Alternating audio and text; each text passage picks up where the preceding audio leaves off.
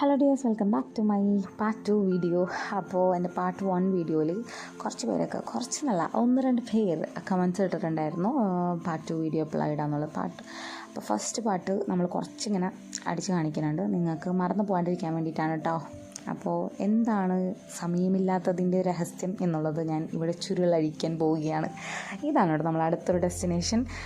ഈ ഡെസ്റ്റിനേഷൻ കാണുമ്പോൾ എനിക്ക് ഓർമ്മ വരുന്നത് എന്താണെന്നറിയോ, നമ്മളില്ലേ സ്കൂളിലൊക്കെ പഠിക്കുമ്പോൾ നോട്ട്സ് പഠിക്കാറില്ലേ ഇങ്ങനത്തെ സീനറികളൊക്കെ അപ്പോൾ കാണാറുണ്ടല്ലോ. ചിലവർ ക്യാരക്ടേഴ്സൊക്കെ ആയിരിക്കും മേടിക്കുക, പക്ഷേ എനിക്കിഷ്ടം ഇങ്ങനത്തെ കുറച്ച് സീനറികളുള്ള നോട്ട്ബുക്കാണ് കേട്ടോ. നിങ്ങൾക്ക് എങ്ങനത്തെ ഇഷ്ടം എന്ന് വെച്ചാൽ കമന്റ് മീ, ഓക്കെ.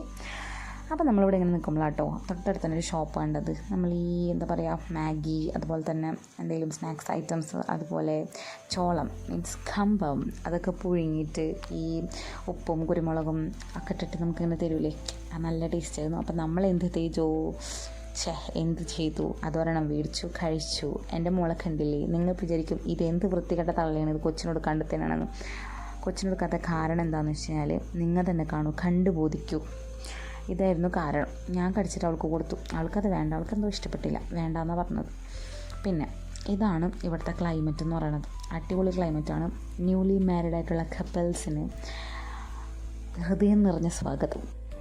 സമയമില്ലാത്തത് എന്താണെന്നല്ലേ, അതായത് എൻ്റെ ഹസ്ബൻഡ് ഒരു പ്രവാസി ആയിരുന്നു. ഒരു 1.5 വർഷത്തിന് മേലെ ഞങ്ങളിപ്പോൾ ഞാനും മോളും ഹസ്ബൻഡും ഒരുമിച്ച് ഇവിടെ നാട്ടിൽ. കല്യാണം കഴിഞ്ഞിട്ട് ആദ്യമായിട്ടാണ് ഞങ്ങൾ ഇത്ര നാളും ഒരുമിച്ച് ജീവിക്കണത്.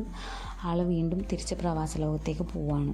അപ്പം അതിൻ്റെ ഒരു വിഷമം, അതായത് പ്രവാസികൾക്കും അവരുടെ കുടുംബത്തിനും മാത്രമേ ആ ഒരു ഇത് മനസ്സിലാവുള്ളൂ, ആ ഒരു ഫീല് മനസ്സിലാവുള്ളൂ. എന്തുകൊണ്ടാണ് തിരിച്ച് വീണ്ടും പോണേന്നുള്ളത് അവർക്ക് മാത്രമേ മനസ്സിലാവുള്ളൂ.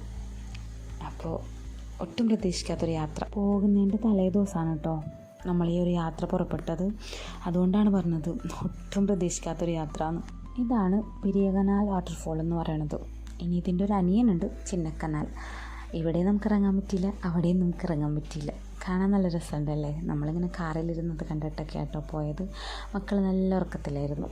ഇതാണ് നമ്മളെ ഫൈനൽ ഡെസ്റ്റിനേഷൻ കേട്ടോ, ആനയിറങ്കൽ ഡാം. ഇവിടെ രാത്രി കാലങ്ങളിലാണ് ആന ഇറങ്ങാമെന്ന് ഇവിടുത്തെ അധികൃതർ നമ്മളോട് പറഞ്ഞിട്ടുണ്ട്. അപ്പോൾ ഇതിൻ്റെ വീഡിയോ ഞാൻ ഷോർട്സ് ആയിട്ട് ഇടുന്നതായിരിക്കും. അപ്പോൾ അതിൽ കാണാം. See U.